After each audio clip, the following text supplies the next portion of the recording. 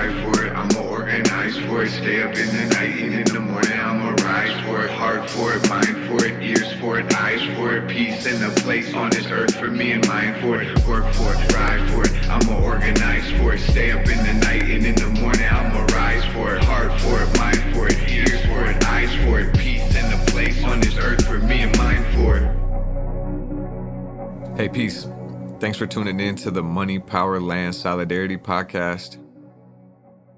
The essay I'm getting ready to read was written mostly in September and October of 2020 in Minneapolis in the waning months of the George Floyd rebellion.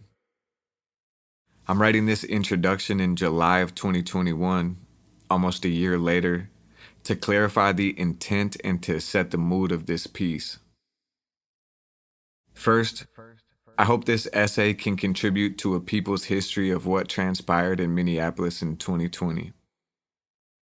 The uprising that started in South Minneapolis in response to the lynching of George Floyd sparked a global protest movement and became a generation-making historic event.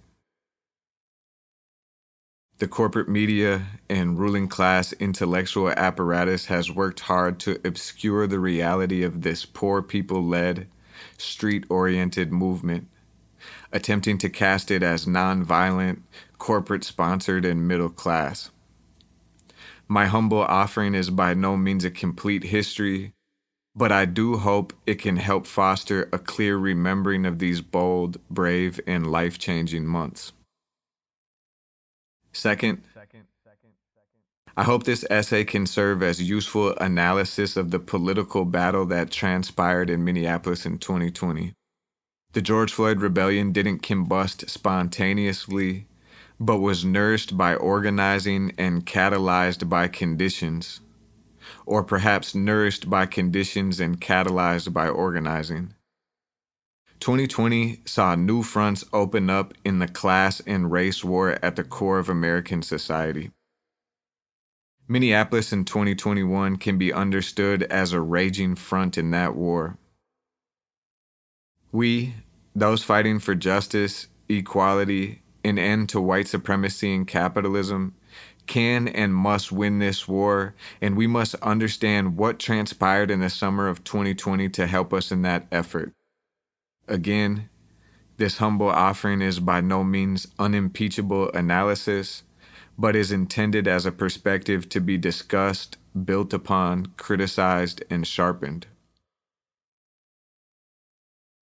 Third, this writing was catharsis. Like thousands of people in Minneapolis and across the nation, the George Floyd rebellion rocked my personal, professional, social, and spiritual life. My experience working at a nonprofit organization anchors this history and analysis. I started to write this essay while suspended from my job for taking political action as a part of the extended George Floyd uprising, as a way to process the events as they were taking place, as a way to orient and ground myself in the midst of turbulence.